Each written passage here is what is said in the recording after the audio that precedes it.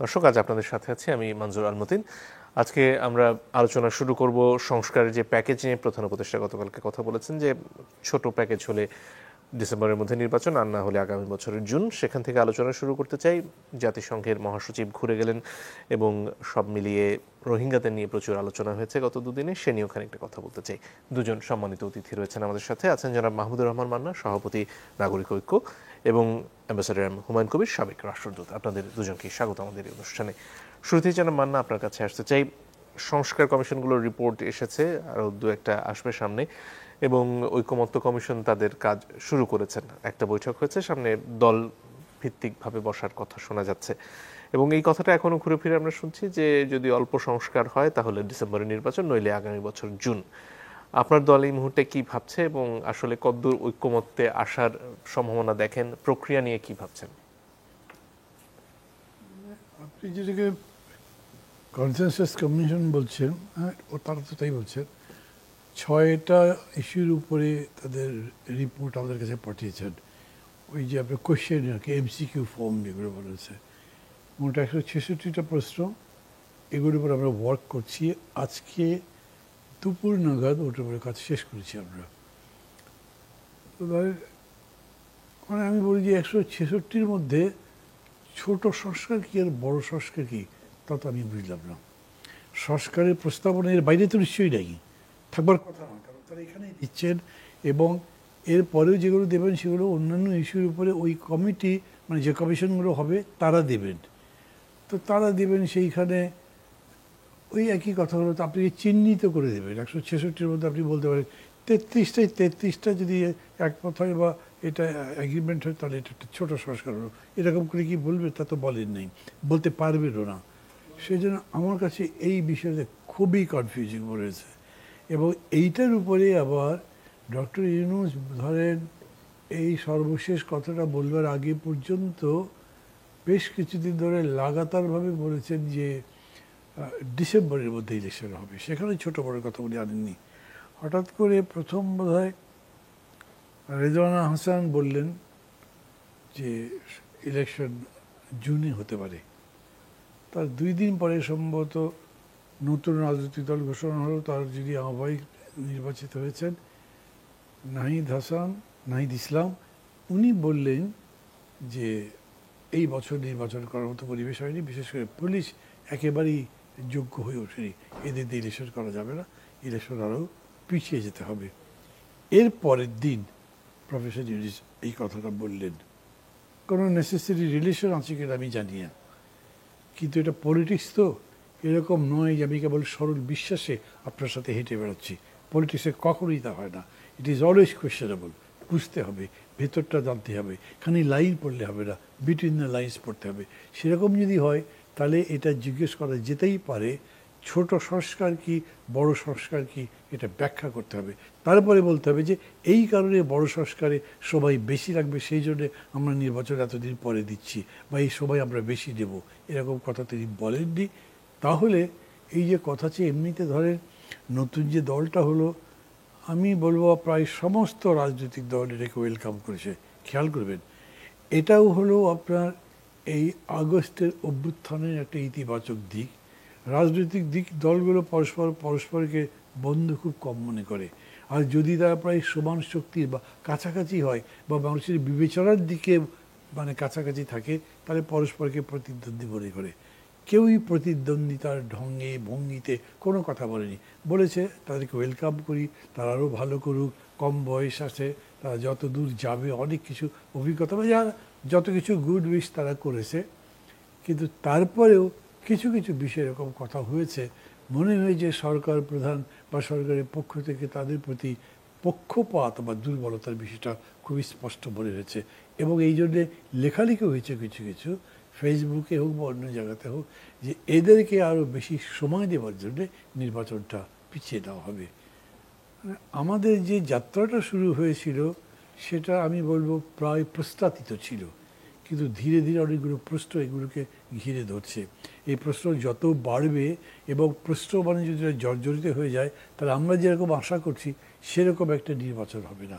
আমাদের ক্রাইসিস উৎক্রমণের জন্য সবচাইতে জরুরি বিষয় হচ্ছে একটা কোয়ালিটি ইলেকশন প্রস্তাবিত, যেটা সবার কাছে গ্রহণযোগ্য।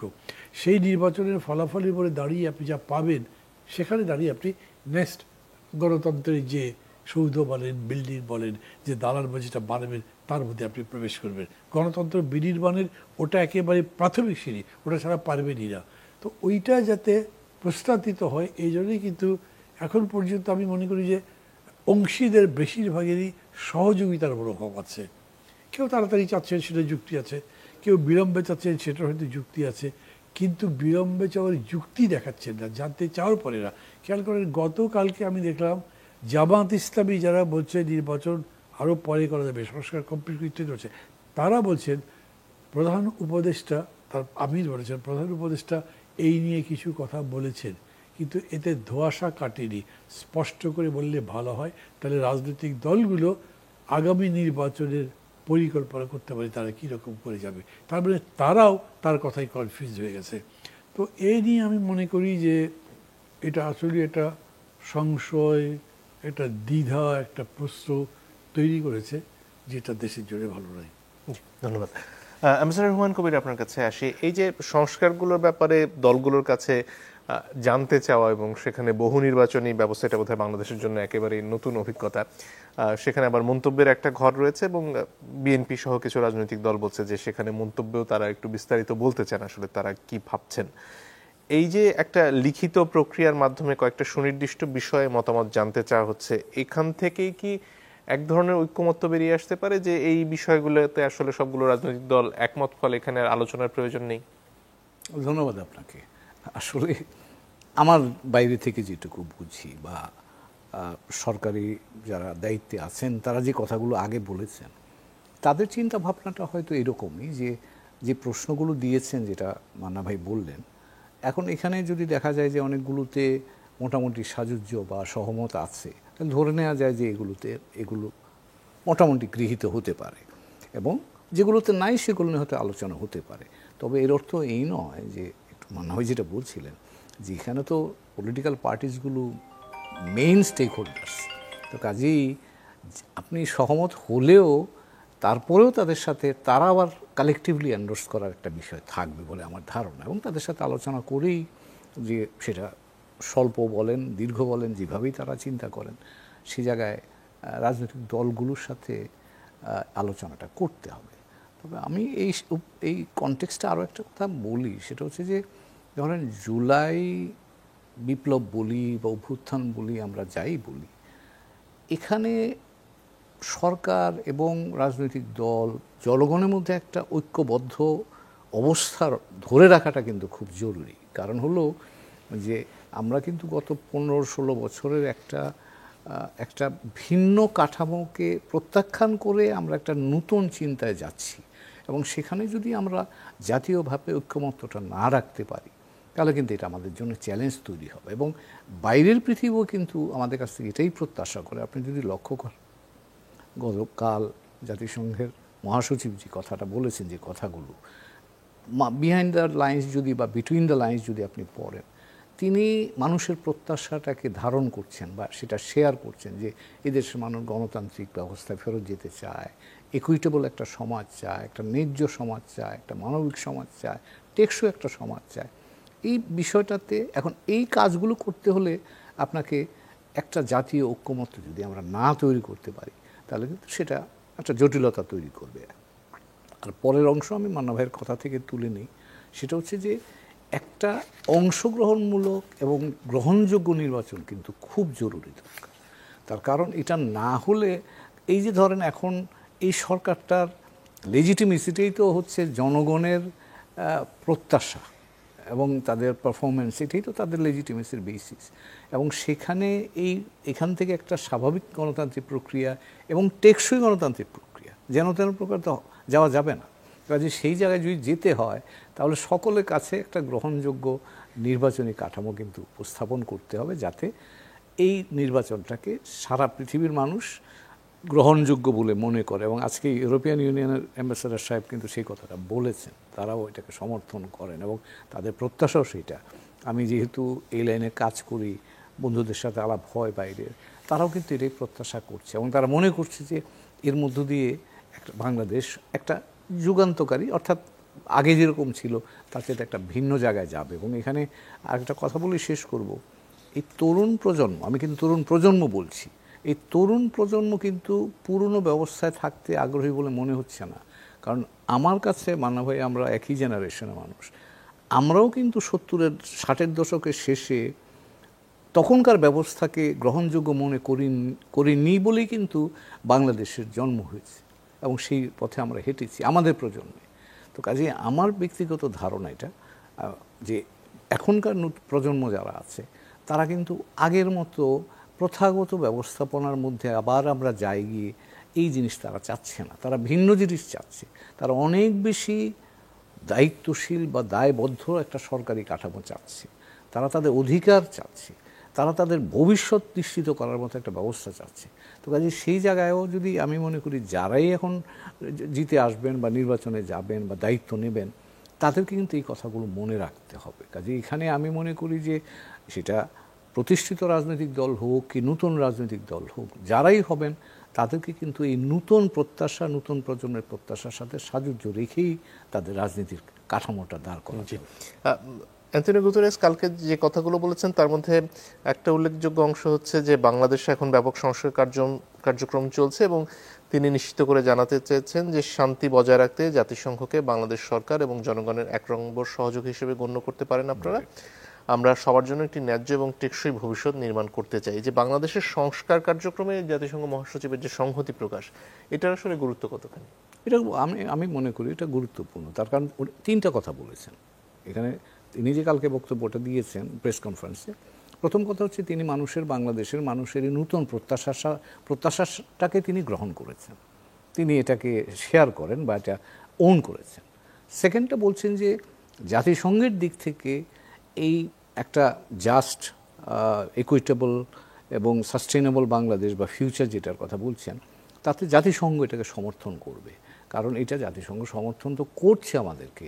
এই যে গত মাসে ফ্যাক্ট ফাইন্ডিং কমিশনের রিপোর্ট যেটা বেরিয়ে আসছে, সেটা কি আমাদের এই জুলাই প্রত্যাশাকে প্রতিফলন করেনি? মানুষ যেখানে যা ঘটেছে সেটা, এবং সেই ডকুমেন্টেশনটা কিন্তু আমাদের এই যে ঘটনাগুলো ঘটেছে সেগুলোকে আপনি বিচার প্রক্রিয়া নিয়ে যাওয়ার জন্য একটা দলিল হিসাবে, গুরুত্বপূর্ণ একটা দলিল হিসাবে আছে, এবং সেটা আন্তর্জাতিক মানের একটা ডকুমেন্ট তারা তৈরি করেছে। তো কাজে জাতিসংঘ তো ইতিমধ্যেই আমার সাথে সংশ্লিষ্ট হয়ে আছে এবং তারা আমার ধারণা আগামী দিনেও ধরেন সংস্কারগুলো সম্পন্ন করে নির্বাচনে যাওয়া এ পর্যন্ত জাতিসংঘকে কিন্তু আমরা পাবো। তো সে কথা তিনি বলছেন। আর থার্ড পয়েন্ট যেটা বলছেন, হুইচ ইজ ইকুয়ালি ইম্পর্টেন্ট, যে আন্তর্জাতিক সম্প্রদায়কে তিনি আহ্বান করেছেন যে বাংলাদেশের এই প্রক্রিয়া সকলেই সমর্থন করা উচিত। কাজে দ্যাটস অলসো ভেরি ইম্পর্টেন্ট। মানে উনি চাচ্ছেন যে বাংলাদেশের এই প্রক্রিয়াটা আন্তর্জাতিক সমর্থন লাভ করুক।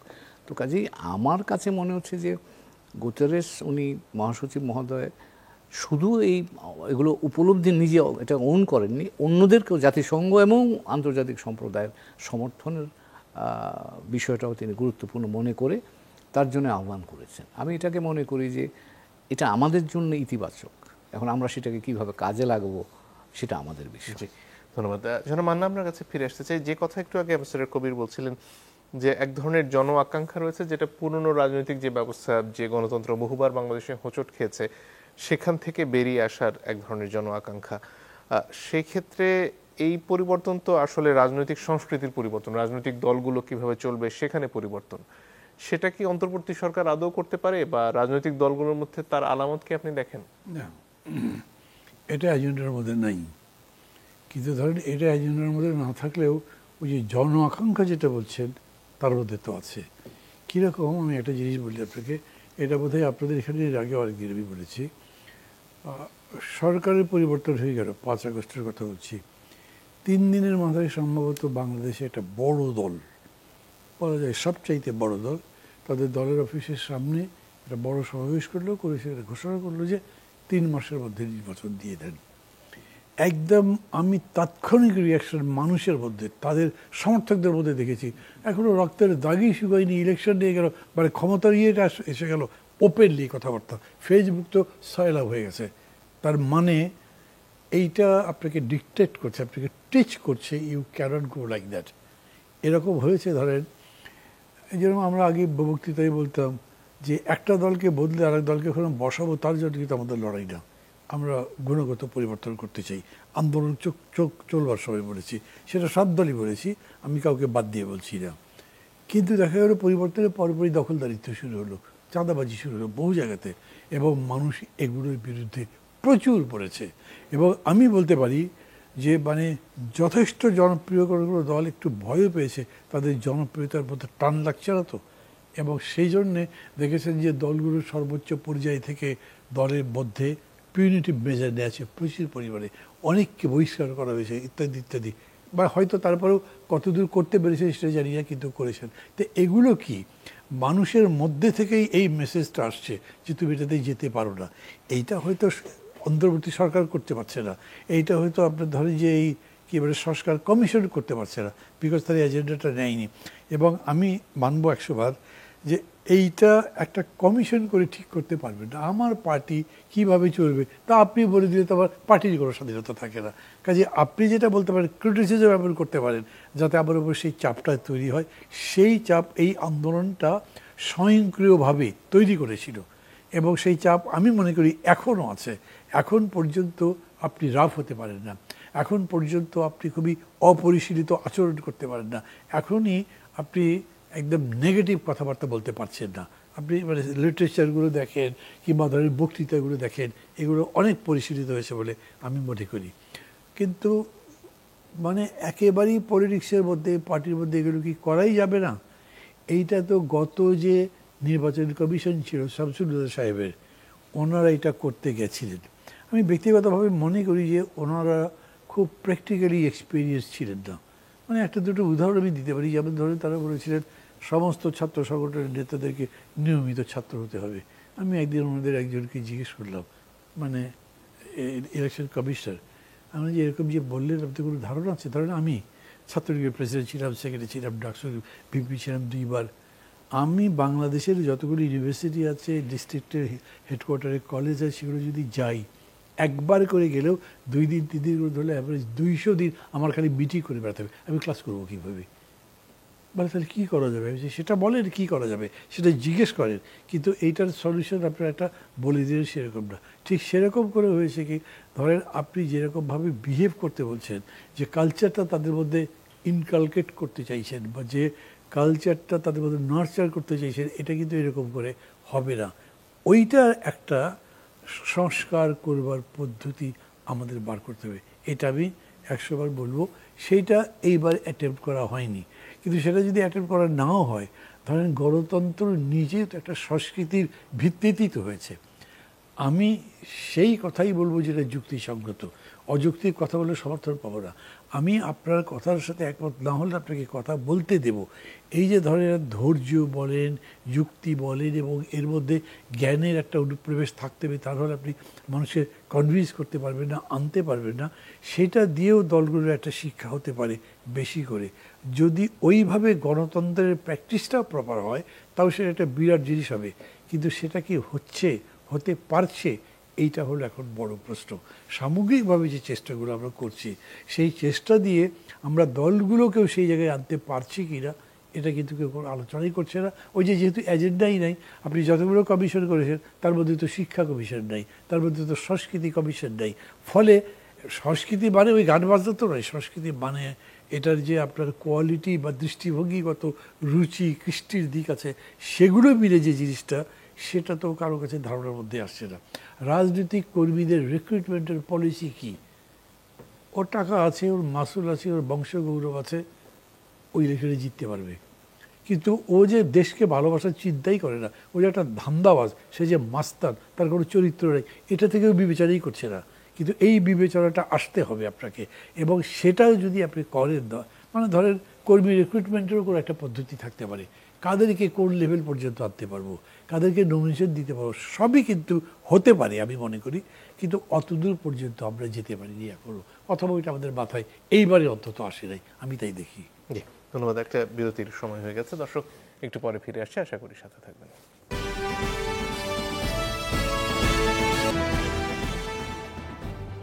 দর্শক, আপনারা দেখছেন ইস্পাহানি মির্জাপুর চা মুক্তবাক। আমরা ফিরে আসবো মিস্টার রহমান কবির আপনার কাছে। যে প্রসঙ্গে ছিলাম, এই যে রাজনৈতিক সংস্কৃতির পরিবর্তন বা মানুষের যে জন আকাঙ্ক্ষা একটা টেকসই পরিবর্তন, তার একটা বড় অংশ হচ্ছে পরবর্তী নির্বাচিত সংস্কারে সে এই সময় যে প্রস্তাবগুলো আসছে সেটা ঐক্যমত্যের ভিত্তিতে যতটুকু আসে সেটা ধারাবাহিকতা বজায় রাখে কিনা। এবং সেদিক থেকে কিছু কাঠামোগত পরিবর্তনের কথাও বলা হচ্ছে, যেগুলো আসলে একটা রাজনৈতিক দল ক্ষমতায় গেলে তাকে ফ্যাসিবাদের দিকে যাওয়া থেকে ঠেকিয়ে রাখবার এক ধরনের সুযোগ তৈরি করবে। সেই ব্যাপারে আসলে এগোনোর সুযোগ কতটুকু আমাদের, যদি রাজনৈতিক সংস্কৃতির পরিবর্তন না আসে, দখলদারিত্বের যে প্রবণতা আমরা দেখি বা ক্ষমতাকে ভোগ করার যে প্রবণতা আমরা দেখি বা আমাদের যে সংস্কৃতি রয়েছে সেটার যদি পরিবর্তন না হয়? এটা পরিবর্তন করতে হবে, কারণ আপনি জনপ্রত্যাশার কথা বললেন তো। গত নভেম্বর এবং ডিসেম্বর মাসে আমাদের প্রতিষ্ঠান বাংলাদেশ এন্টারপ্রাইজ ইনস্টিটিউট থেকে আমরা 8টা জেলাতে প্রায় 1000 মানুষের সাথে, সেটা বিভিন্ন স্তরের মানুষ, তরুণ থেকে শুরু করে রাজনৈতিক নেতা নেতৃবৃন্দ, ব্যবসায়ী সম্প্রদায়, নাগরিক সমাজের নেতৃবৃন্দ, মিডিয়ার লোকজন, সবার সাথে আমরা আলোচনা করে যে জিনিসটা পেয়েছি এবং সার্ভেও করেছিলাম একটা। এখানে যেটা মানভাই বললেন সঠিক কথা, রাজনৈতিক দলের অভ্যন্তরীণ সংস্কারের কোনো বিষয় কিন্তু এখানে নাই। এখন যে সংস্কার প্রক্রিয়া চলছে, কিন্তু জনগণের কাছে প্রশ্ন হচ্ছে এই সংস্কারগুলো করবে কে, বাস্তবায়ন করবে কে? সে তো রাজনৈতিক দলগুলোই ক্ষমতায় যাবে, তো তারা যে গিয়ে করবে সে জায়গায় আমরা আস্থা কী করে পাব? এবং সেখানেই আমার কাছে আমরা দুটো জিনিস পেয়েছি, অনেকগুলো আছে তো আমরা দুটো বলছি। একটা হচ্ছে মানুষের মধ্যে একটা চিন্তা হচ্ছে এখন যে রাজনৈতিক দলগুলোর নেতৃত্বে তারা বলছে 1 পারসন 1 পোস্ট। এটা শুধু সরকারের ক্ষেত্রে বলছে না, 1 পারসন 1 পোস্ট। তারা যেমন সরকারি ব্যবস্থাপনায় তারা বলছে যে যিনি প্রধানমন্ত্রী হবেন তিনি এখন 3টা পদ হোল্ড করেন, সেটা তারা চায় না। তারা বলছে সরকারি ক্ষেত্রে যেটা আমরা বলছি, কিন্তু রাজনৈতিক দলগুলোর পদের ক্ষেত্রে আমরা সেটা মনে করি 1 পারসন 1 পোস্ট। যিনি এমপি হয়ে যাবেন তিনি যেন দলের প্রধান না থাকেন, তিনি যেন মানে দুটো পোস্ট কেউ হোল্ড করবে না। এটা এই প্রিন্সিপালটার ব্যাপারে দেখলাম যে অ্যাক্রস দ্য বোর্ড মানুষের মধ্যে একটা আকাঙ্ক্ষা বা প্রত্যাশা তৈরি হয়েছে। আর দ্বিতীয় যে জায়গাটায় আমার কাছে মনে হয়েছে ইন্টারেস্টিং, ফাইন্যান্স। আজকাল তো দেখছি ইফতারি খাওয়া এটা ওটা নিয়ে তো নানান কথাবার্তা উঠছে। এই ব্যাপারে মানুষ স্বচ্ছতা চায়, যে আপনারা আলোচনায় এসছে যে ঠিক আছে আমরা চাঁদা দিব, কিন্তু সেটা চাঁদা ট্রান্সপারেন্ট হোক, তারা কোত্থেকে পয়সাটা পান, কিভাবে ব্যয় করেন।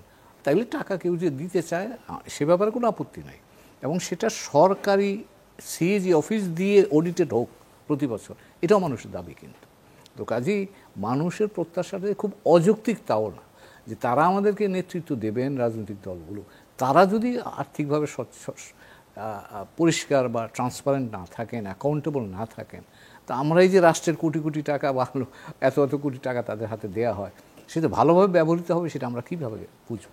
তো মানুষ কিন্তু এখন এই আমার কাছে মনে হচ্ছে বাংলাদেশের মানুষ কিন্তু অনেক গভীরে এখন চিন্তা করছে, এবং যেটা মান্না ভাই বললেন আগামী দিনের রাজনৈতিক সংস্কৃতিটাও কিন্তু পরিবর্তন হওয়ার দরকার। তা না হলে গত 15 বছরের অভিজ্ঞতায় আমরা দেখেছি যে শক্তি প্রয়োগের মধ্য দিয়ে যে কোনো ব্যবস্থাকে ধরে রাখা যায় না, এবং বাংলাদেশের সর্বোত্তম শক্তি প্রয়োগ হয়েছে, তারপরও ব্যবস্থাটা ভেঙে গেছে। আমার ধারণা এখনকার ভবিষ্যতের জন্য শিক্ষা যেটা হওয়া প্রয়োজন, শক্তি প্রয়োগ করে আর এই দেশের সরকার চালানো যাওয়াটা কঠিন কাজ হবে। এখানে অল্টারনেটিভ মেকানিজম আপনার লাগবে, যেখানে মানুষ আপনার ব্যবস্থাটা যদি ওন করে, সে যদি আপনার বিষয়টাকে গ্রহণ করে, তবেই সেখানে আপনি সেটা করতে পারবেন। এবং সেটা করার জন্য অন্যতম উপাদান হচ্ছে কিন্তু রাজনৈতিক দলগুলোর মধ্যে স্বচ্ছতা তৈরি করা, এবং রাজনৈতিক নেতৃবৃন্দের এই যে বিবর্তন যেটাকে বা সার্কুলেশন যেটাকে বলা হয়, এটা করা মানুষ এটা চায়।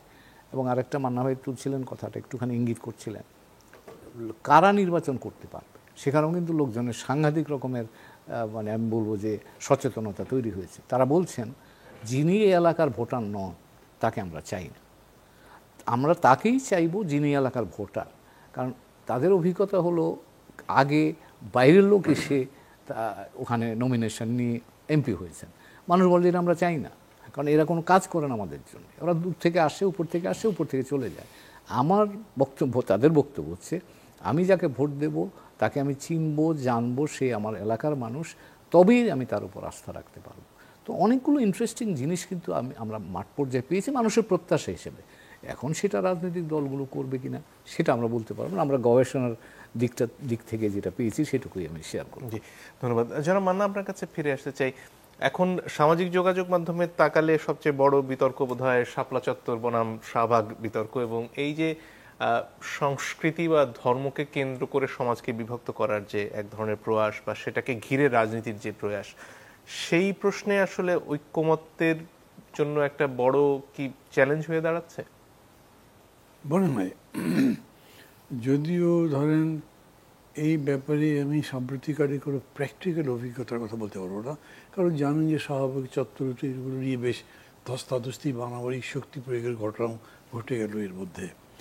কিন্তু এই পর্যন্ত কোনো সময় এইটা নিয়ে লড়াইটার কোনো পলিটিক্যাল, ইথিক্যাল বা থিওরিটিক্যাল কোনো ক্যারেক্টার পাননি আপনি। ধরেন আমরা যে সেকুলারিজম চালু করলাম আমাদের মুক্তিযুদ্ধ চলবার কালে, অথবা তার আগে আমরা সেকুলারিজম বলিনি, এটা যখন দিলাম, কেন দিলাম, সেকুলারিজম মানেটা কি, ধর্মনিরপেক্ষতা, তার ইংরেজি কি সেকুলারিজম, নাকি সেকুলারিজম মানে জগতের বা এটা কী জিনিস, রাষ্ট্রের সাথে সম্পর্ক কি, এইটার কোনো চর্চাই কোনো সময় হয়নি। সো যে কেউ যে কোনো রকম ব্যাখ্যা করতে পারে, আপনি দোষ দিয়ে তো কোনো লাভ হবে না। আপনি যেটা বোঝাতেই পারলেন না সেটা কেউ যদি বলে ধর্মনিরপেক্ষতা মানে ধর্ম মানে না, তো খুবই ইজিলি তার কাছে বিশ্বাসযোগ্য মনে হবে। এই রকম করে বিষয়টা ঘটেছে। আমি মূল কথাটা বলছি যে ধর্মকে কেন্দ্র করে যে লড়াইটা ধরেন হোল অব ইউরোপে হয়েছে এবং তার একটা পরিসমাপ্তি হয়েছে, যেটা আমি বলবো কনক্লুসিভ। মানুষ বুঝেছে হ্যাঁ ধর্মকে এই কারণে আলাদা রাখা উচিত, সেটা রাষ্ট্র পরিচালনার কাজে অথবা রাজনীতির মধ্যে নিয়ে আসা উচিত নয়। আমাদের দেশে কখনো এটা মনে হয়নি, এখনও মনে হয় এরকম আমার মনে হয় না। এই লড়াইটা আজও কালো হবে, আমি পছন্দ করি কিংবা না করি। সেই লড়াইটা কতখানি শান্তিপূর্ণ হবে নাকি এটাও রক্তাক্ত হবে এটা বলতে পারি না। মানে আমার মাঝে মাঝে এরকম মনে হয়, জানেন যে একটু আগে যে কথাটা উঠেছিল কনস্টিটিউশন নিয়ে, আমি একটা সেকুলার কনস্টিটিউশন চাই। আপনি কিন্তু মনে করেন না ধর্ম থাকতে হবে কনস্টিটিউশনের মধ্যে। আমাদের দুজনের মধ্যে লড়াইটা এরকম হতে পারে, আপনার সপক্ষে 1 কোটি লোক নেমে গেল, আমার সপক্ষে 70 লক্ষ লোক নেমে গেল, মিছিল হলো, কেউ কন্ট্রোল করতে পারবে? কিন্তু এরকম আমি যদি বলি যে এরকম হতে পারে, আপনি আমাকে চ্যালেঞ্জ করতে পারবেন? যারা প্রশ্নই আসে না, এরকম হবে না।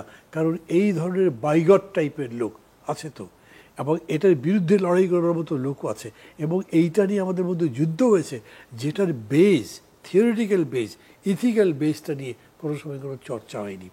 এখনও যে হচ্ছে কীরকম দেখেন, খুবই কয়েকটা বড় বড় ইস্যু আছে। ধরেন আপনি যদি শাহবাগ কী বলে শাপলা চত্বর ধরেন, এইটা যে যেরকম মনে করে সেরকম করে বিশ্বাস করে, এটার কোনো সরকারি, রাষ্ট্রীয় বা একটা বিশ্বাসযোগ্য কোনো ব্যাখ্যা কারো কাছে আসে নাই। বিডিআর হত্যাযজ্ঞ, ওটারও এক ধরনের ব্যাখ্যা আছে, যার মধ্যে ধর্মীয় অনুভূতি বা সাম্প্রদায়িকতা বা যা বলে এগুলো আছে, এবং এই জিনিসগুলো মানুষকে কুড়িয়ে করে খায়। মাঝে মাঝে দেখেন যেগুলোর বিভিন্ন হয় কী বলে প্রকাশ হয়, ওই রকম করেই ওই আপনার শাপলা চত্বর এবং শাহবাগী, মানে এরকম কেউ কেউ বলছে আমরা শাহবাগী, আবার কেউ কেউ বলছে শাহবাগীদের এখন ব্যবস্থা করতে হবে। এই জিনিসটা মানে এটাও আমি মনে করি যত বড় বিষয় হোক, মানে এটা খুবই ইম্পর্টেন্ট। ধরেন আমি বলি, এই যে মিশরে এত বড় একটা অভ্যুত্থান হয়ে গেল, ফেল করলো কেন? বিকজ যারা ক্ষমতায় আসলো তারা বহু বছর ধরে ধর্মের নামে রাজনীতি করে নিগৃহীত হয়েছে, এখন ধর্মের নামে ক্ষমতা পেয়ে নিগ্রহ শুরু করলো, ওইখানে কোনো ন্যাশনাল ইউনিটি হলো না। মিশরের অভ্যুত্থানটা ফেল করলো, কিন্তু আপনি তার পাশে ইয়ারটা দেখেন, তিউনিসিয়া দেখেন, ওইখানেও কিন্তু রিলিজিয়াস ফোর্স ছিল, আছে, কিন্তু তারা নিজেদের মধ্যে একটা কম্প্রোমাইজ বলেন, কনসেনসাস বলেন গড়ে তোলবার চেষ্টা করছে, এখনও করছে, তারা সাস্টেইন করছে। আপনাকে ভাবতে হবে আপনি এখানে কী করতে চান। একটা শক্তি আর একটা শক্তির বিরুদ্ধে যুদ্ধ করে, লড়াই করে, একজন আরেককে পরাজিত করে জিতে তারপরে আপনি আপনার আদর্শ প্রতিষ্ঠা করবেন, কি এখানে নেগোসিয়েশন কিংবা যাকে বলে ঐকমত্য, যে কথা আমরা এখন বলছি, এরকম কোনো কিছু করবার সুযোগ আছে? এখন ট্রেন্ড আমি বেশি করে দেখছি যে মনে করা হচ্ছে যে দুটোই সহ অবস্থান করতে পারে, দুটো নিজেদের মতো অবস্থান করতে পারে এবং দুটোর মধ্যে একটা ঐকমত্য গড়ে তোলা যেতে পারে। এটা ওই তিউনিসে একটা উদাহরণ, বা ধরেন আমি ঠিক নেপাল এক্স্যাক্টলি এরকম না বললেও নেপাল, ঘানা এইসব জায়গায় যেরকম করেই বলেন না কেন, মানে ফিউডিং ফ্যাকশন একভাবে একভাবে নিজেদের মধ্যে আন্ডারস্ট্যান্ডিং করে এসছে। এই সময়টা কিন্তু রেকনসিলিয়েশনের সময়, এটা বহুদিন ধরে এরকম আসছে। বাংলাদেশ এই ধরনের আন্তর্জাতিক ইডিওলজিক্যাল ব্যাটলের কোনো পার্টি কখনো হয়নি আমার যা মনে হয়েছে। তো ওই পার্ট যদি আপনি না হন, তার মানে নিজেরা নিজেদের কুড়ি করে খাবেন, সেটাই খাচ্ছেন। এত সম্ভাবনা নিয়েও বাংলাদেশ এখন পর্যন্ত এরকম জায়গায় যেতে পারিনি। কেন? আমরা নিজেদের মধ্যে ফাইট করছি বেশি। তো আমি জানি না এটা কীরকম করে হবে, বাট কোনো জায়গাতে এটা স্টার্ট করতে হবে। এবং আবার বলি, maybe I M A stupid person, আমার কাছে মনে হচ্ছিল এইবার আমরা আমাদের যত কিছু আছে সবই অ্যাপ্রোচ করতে পারবো, and gradually over the years, 1 বছরে না পারি, মেবি 10 বছরে একটা একটা করে সমাধান করে করে সামনের দিকে যেতে পারবো। এই চেতনা মানুষের মধ্যে কিন্তু এসেছিল যে আমাদেরকে একসাথে থাকতে হবে। আমাদের যতই পার্থক্য থাকতে কেন, আমাদের গণতন্ত্র নির্মাণের প্রশ্নে, অর্থনীতি বিনির্মাণের প্রশ্নে, একটা রাষ্ট্র গড়ে তোলবার প্রশ্নে আমাদের একসাথে কাজ করতে হবে। এই বোধ আমি এখনও লক্ষ্য করি এবং আমি মনে করি এটাকে ব্যবহার করে সামনে নেওয়া যায়। লিডারশিপ সেরকম কেউ যদি করতে পারে বা একটা যৌথ লিডারশিপ আসে, তাহলে হয়তো এটা হবে। ধন্যবাদ। অ্যাম্বাসেডর হুমায়ুন কবির, আপনার কাছে ফিরে আসি। জুলাই গণঅভ্যুত্থানে মাঠে যাদের যাওয়ার সুযোগ হয়েছে, অভিজ্ঞতা হয়েছে, সেখানে এটা বোধহয় খুব স্পষ্ট ছিল যে এখানে এই ধর্ম বা সংস্কৃতিকে কেন্দ্র করে কোনো বিভেদ ছিল না। সবাই আসলে সেটা যে প্রেক্ষাপট থেকে আসুন না কেন, একটা দাবিতে সবাই একমত হয়েছিলেন। প্রশ্ন হচ্ছে, জুলাইয়ের পরে যখন একটা নতুন সম্ভাবনা তৈরি হলো, তখন এই প্রশ্নগুলো যখন উত্থাপিত হয় বা এই লড়াইটা যদি শুরু হয়, এটা সুবিধাটা কার ঘরে ওঠে? কঠিন প্রশ্ন। তবে মান্না ভাই যেটা বললেন, ওনার কথার সূত্র ধরে যদি বলি, এটা কিন্তু আইডেন্টিটি ইস্যু। আমাদের দুটো আইডেন্টিটি কিন্তু সাইমালটেনিয়াসলি কোএক্সিস্ট করে। একটা হচ্ছে আমাদের ধর্মীয় আইডেন্টিটি, আরটা হচ্ছে সাংস্কৃতিক আইডেন্টিটি। এই দুটো কোএক্সিস্ট করে কিন্তু। এবং বাংলাদেশের ইতিহাস যদি আপনি 100 ইয়ার্স ইতিহাস যদি স্টাডি করেন, তাহলে দেখবেন আমরা যখন আমার কালচার বিপদগ্রস্ত হয়, তখন আমি আমার পাশে যারা আছে তাদের কাছে আমরা যাই। ধর্ম যখন আক্রান্ত হয়, তখন আমরা একটু দূরে যাই। তো কাজেই আমরা কিন্তু এরকম সুইং, আমাদের এই জনগোষ্ঠীর এই সুইংয়ের ইতিহাসটা কিন্তু আছে। এবং মানবী ঠিকই বলেছেন যে এর কিন্তু আমরা শেষ সুরাহাটা করতে পারিনি। আমরা 71 একবার চেষ্টা হয়েছে, কিন্তু যেহেতু এটা যথেষ্ট পরিমাণে ব্যাখ্যা বিশ্লেষণের মধ্য দিয়ে কনক্লুসিভ কোনো জায়গায় আসা যায়নি, কাজে সেটা রিঅ্যাপিয়ার করছে। কিন্তু এখন বাংলাদেশের ওই আমরা ইয়াং বয়সে শিখেছিলাম যে আপনার স্ট্রাকচার বলে একটা কথা আছে, অর্থনীতি, বাস্তবতা, যেটাকে আমরা জাতীয় স্বার্থ বলি, সেটাও কিন্তু একটা গুরুত্বপূর্ণ উপাদান এবং সেটা কিন্তু আপনাকে অনেক পথনির্দেশ দেয় বা পথনির্দেশ দেয়। যেমন ধরেন আজকের যে বাংলাদেশ আছে, আমাদের বাংলাদেশ কিন্তু ধরেন আপনি বাংলাদেশের সে এগ্রিকালচার থেকে শুরু করে, এক্সপোর্ট থেকে শুরু করে, রেমিটেন্স থেকে শুরু করে সবগুলো যদি বিচার করেন, দেখবেন বাংলাদেশ কিন্তু বাইরের পৃথিবীর উপর ভরসা করে থাকতে হয় আমাদেরকে। কাজেই আপনি বাইরের পৃথিবীর সাথে যদি চলতে হয় বা তাদের সাথে থেকে যদি আপনার অগ্রযাত্রাটাকে নিশ্চিত করতে হয়, তাহলে তাদের প্রত্যাশাটাকে কিন্তু আপনি আপনার চিন্তার মধ্যে রাখতে হবে। এবং বাইরের পৃথিবী বাংলাদেশকে কিভাবে দেখতে চায়। আমরা আবার বাইরের পৃথিবী তো বেশ পরিবর্তনশীল। মার্কিন যুক্তরাষ্ট্র পৃথিবীর অনেক দেশ থেকে সেটা আপনি কোন অংশের দিকে আমি আসছি আপনাকে। কিন্তু বাংলাদেশকে মানুষ, পৃথিবীর মানুষ গণতান্ত্রিক বাংলাদেশকে দেখতে চায়। সেটা আমি 2008 সালে আমার নিজের ব্যক্তিগত অভিজ্ঞতা থেকে আমি বলতে পারি। ওয়াশিংটনে ছিলাম, তো সেই অভিজ্ঞতা আমি বলতে পারি যে এটাই প্রত্যাশা।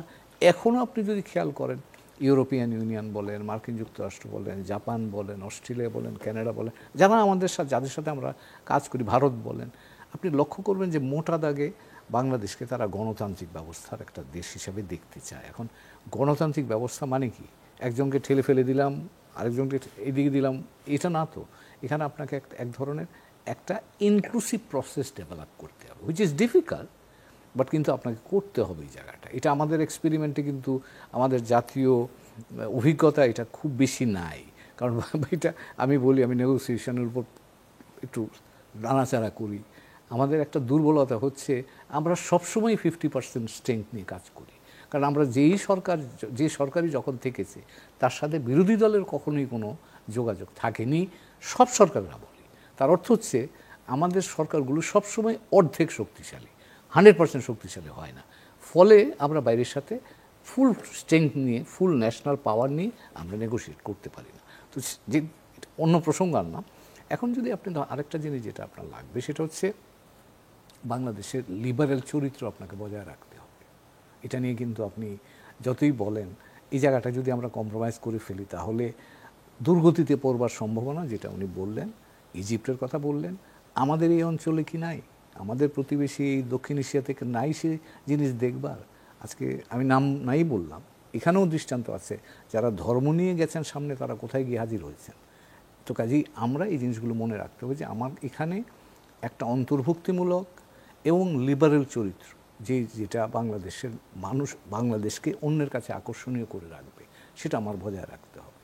তো কাজেই আর যেটা হয়, আরেকটা যেটা বলবো সেটা হলো যে আপনাকে সাস্টেইনেবল, আপনাকে তো নিজের সোসাইটিকে, কারণ এই যে মানুষগুলো ছাত্ররা রাস্তায় নেমেছিল তারা তো কোটা নিয়ে নেমেছে। কোটা মানে কি? তারা তাদের জীবন জীবিকা ভবিষ্যৎ নিয়ে তো তারা মাঠে নেমেছিল। তার জন্য আমি কোথায় ব্যবস্থাটা করবো, এবং সেটা করতে গেলে কিন্তু আপনাকে এখানে একটা সাস্টেইনেবল ইকোনমিক ইনফ্রাস্ট্রাকচার দাঁড় করাতে হবে, এবং সেটা করতে গেলেও সবাইকে নিয়ে আপনাকে করতে হবে। কারণ আপনি যদি একপাক্ষিকভাবে করতে চান সেটা টেকসই হবে না। তো কাজেই আমার নিজস্ব এখনকার বা ভবিষ্যতের প্রয়োজনের নিরিখেই আমাকে চিন্তা করতে হবে। গত যেভাবে চিন্তা করেছি বা আমরা একপাক্ষিকভাবে যেভাবে চিন্তা করতাম তার থেকে একটু বাইরে এসে নতুনভাবে চিন্তা করতে হবে। সেই জায়গায় ওই মানবে যেটা বললেন, একটা সমন্বয় বের করতে হবে। কীভাবে হবে সেটা জানি না, হয়তো আলাপ আলোচনা, সকল স্টেক হোল্ডারদের আলাপ আলোচনার মধ্য দিয়ে সেই জায়গায় পৌঁছানো সম্ভব বলে মনে করি। নেপালের কথা বলছেন, আমি সরাসরি উপস্থিত ছিলাম নেপালে যখন এই বিষয়গুলো ঘটে। নেপালে 10 বছর ধরে মাওয়িস্ট আন্দোলন হয়ে 13,000 লোক খুন হয়েছে, মানে মারা গেছে, এবং যারা মারা গেছে তারা বেশিরভাগই নেপালি কংগ্রেসের নেতৃবৃন্দ ছিলেন। সেই নেপালি কংগ্রেসের সাথে কিন্তু মাওয়িস্টরা 2005 সালে এসে 6 সালে এসে তারা পিস অ্যারেঞ্জমেন্টের মধ্য দিয়ে মেইন স্ট্রিমড হয়েছে। আজকে নেপালের মাওয়িস্ট নেতা 3 বার প্রধানমন্ত্রী হয়েছে। ধন্যবাদ। জনাব মান্না, আপনার কাছে ফিরে আসতে চাই। যখন ভোটের রাজনীতির প্রসঙ্গ আসে তখন পপুলিস্ট যে ধারণাগুলো সেগুলোকে কি পাশে ঠেলার খুব একটা সুযোগ থাকে, বা ধর্মকে কেন্দ্র করে যে দাবিগুলো তোলা হয় সেটা যদি অনেক সময় গণতান্ত্রিক মূল্যবোধের সাথে সাংঘর্ষিক হয়ে দাঁড়ায়, তখন একটা ভোটমুখী রাজনৈতিক দলের আসলে কি করার থাকে? খুবই কঠিন প্রশ্ন করলেন এটা। খুবই কঠিন প্রশ্ন। কেমন ধরেন আমাদের দেশে এরকম ইতিহাস আছে, কমিউনিস্টরা ভোট করতে গিয়ে পোস্টারের উপরে লিখেছে লা ইলাহা ইল্লাল্লাহ, হয় নৌকার মালিক তুই আল্লাহ, বা তার যে মার্কা তার মালিক তুই আল্লাহ, মানে সে যে আল্লাহর কত বড় ভক্ত, এটা সবার আগে জনগণকে বোঝাবার জন্যে তার চেষ্টা করতে হয়েছে। হয়তো ধরেন তখনও তার অন্তরে সেই বিশ্বাসটা কতখানি আসছে সেটা কে জানে। তো ওইটাই আমি বলছি যে এইখানে এই কম্প্রোমাইজটা কেমনে হবে বা এখানে অ্যাডজাস্টমেন্টটা কেমনে হবে খুব ইজিলি আনসারেবল নয়, কিন্তু এই আনসারটা করতে পারতে হবে আপনাকে। মানে আমি মনে করি কি, মানুষ ধরেন কোন জায়গা থেকে কোথায় আসছে, মানে আপনি যদি এরকম মনে করেন যে বনে জঙ্গলে থাকতে হচ্ছে, এখন মঙ্গল গ্রহে যাচ্ছে, চাঁদে যাচ্ছে, তাহলে এইটা তো সেই ধরনের কোনো বিষয় না। এটা আপনি সলভ করতে পারবেন, আপনি নিশ্চয়ই সেটার জন্য ভাবতেও পারেন, এবং আপনার চাঁদে যাবার তো আপনি পৃথিবীতেই দেখছেন সেটা সলভ তো করছে। মানে আমরা যেদিন ভারত ভাগ করলাম সেদিন আমাদের এখানে মুসলমান ছিল কতগুলো, তার চাইতে ভারতবর্ষে মুসলমানদের বেশি ছিল, ওরা তো আছে এখনও। আজও আমাদের এই দেশে যদি 18 কোটি মুসলমান হয় বাংলাদেশে, তো ভারতে তো 18 কোটি বা তার বেশি মুসলমান আছে, তারা তো আছে। এবং তারা পার্লামেন্টের মধ্যে যেরকম বক্তৃতা করছে, রীতিমতো মোদী সাহেব এবারে অমিত শাহ মুখ নিচু করে শুনতে হচ্ছে যে কত বড় মুসলমানদের উপর অত্যাচার হচ্ছে। তা আমি বলছি যে মানে ওই রকম একটা সহ অবস্থান করেও নিজেদের বিকাশের জায়গা তৈরি করা যায় হয়তো।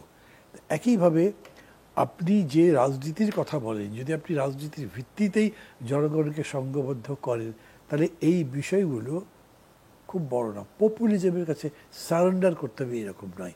তো তবে পপুলিজম করতে হয় কোথায়, যেইখানে ধরেন মানুষ বোঝে না, যেখানে মানুষের কাছে যুক্তি চলে না, যখন কেবল আবেগের উপরে চলে, যখন কেবলমাত্র অন্যের দ্বারা প্রভাবিত হয়, সেই জায়গাতে আমি মনে করি কম্প্রোমাইজ করতে হয়। বিকজ আমি তো ধরেন কয়েকবার ভোট করেছি, আমি এখনও গ্রামে যাই, জনসভাগুলোতে বক্তৃতা করি, আমাকে দলের কমিটি করতে হয়, লোকজনকে অ্যাডজাস্ট করতে হয়, যারা আসে তারা একদম সম্পূর্ণ একটা মিশ্র ভাবনা নিয়ে আসে, তাকে আমার দলের আদর্শিক চিন্তার মধ্যে ইনকর্পোরেট করবার চেষ্টা করতে হয়।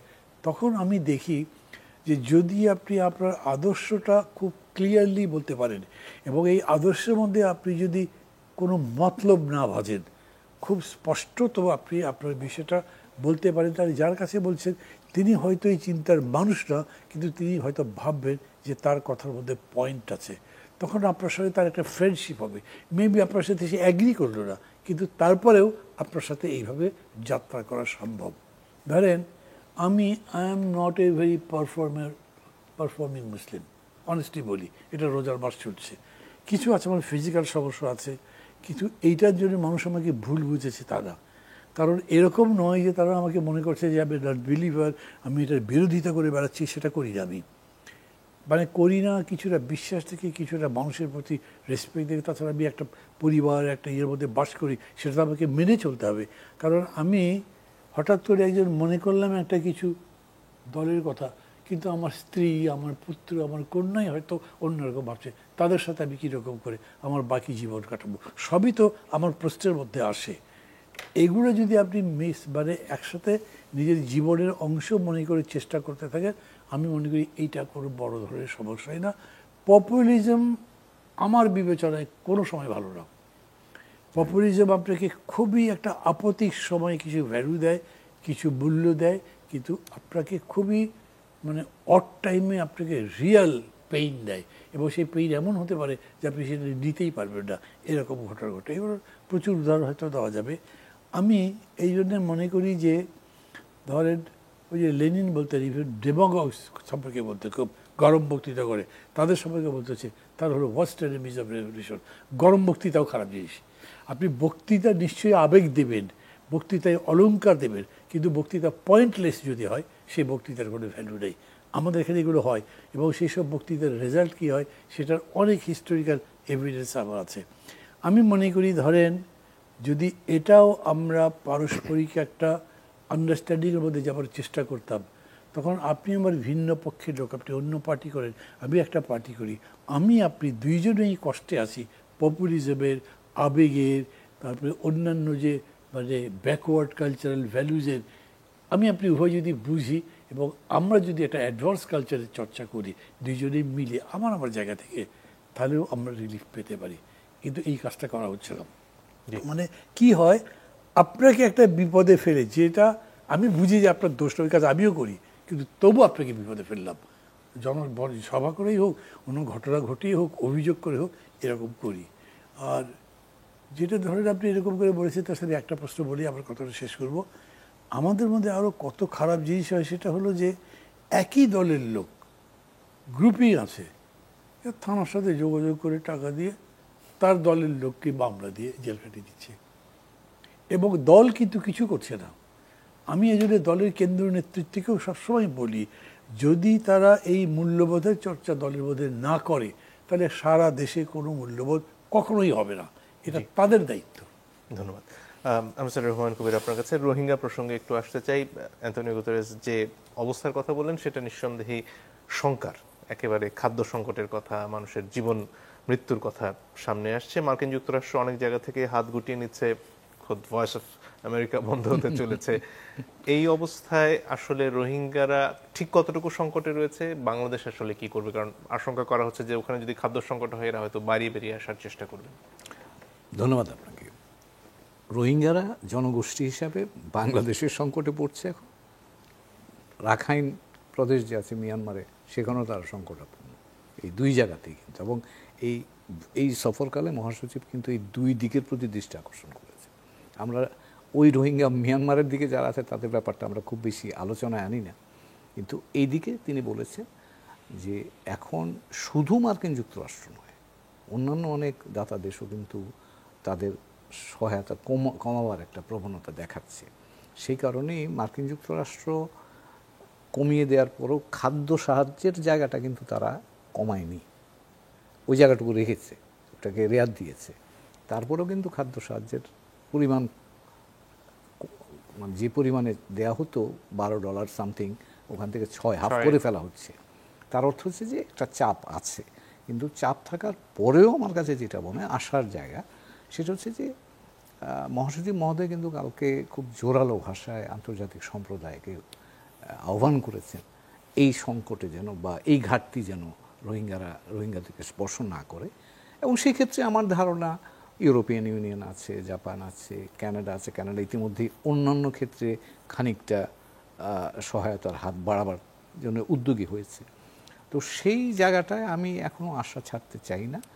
রোহিঙ্গাদের জন্য যে ঘাটতি, অন্তত এই খাদ্য সাহায্য বা এই জায়গাটাতে, এখানে আন্তর্জাতিক সম্প্রদায় হয়তো আমাদের সাহায্যের হাত বাড়াবে, এটা আমার আশা।